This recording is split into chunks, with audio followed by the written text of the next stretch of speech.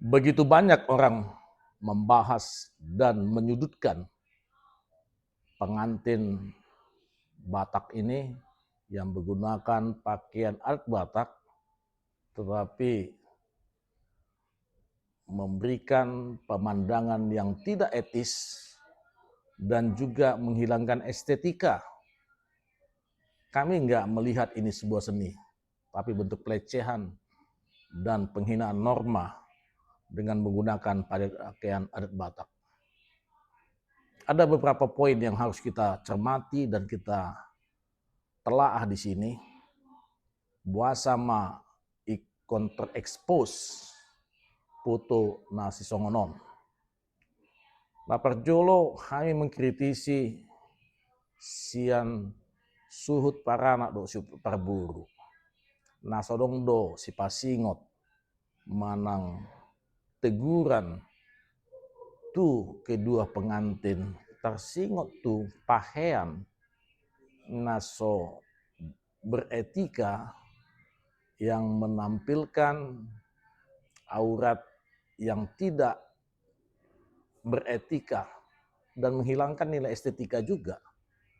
Ahado saran ni su ni paranak. Jala ahado padapot ni su parburu. Adorang somerputu na sida.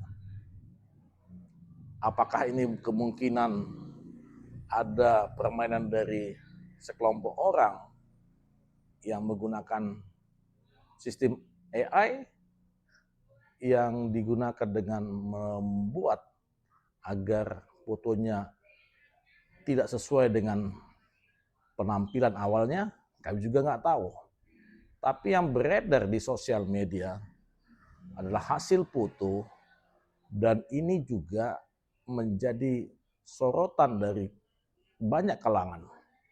Dari rohaniawan, pendeta yang juga mengkritisi ini. Dari tokoh adat Batak juga mengkritisi ini. Dari komunitas orang Batak juga mengkritisi ini.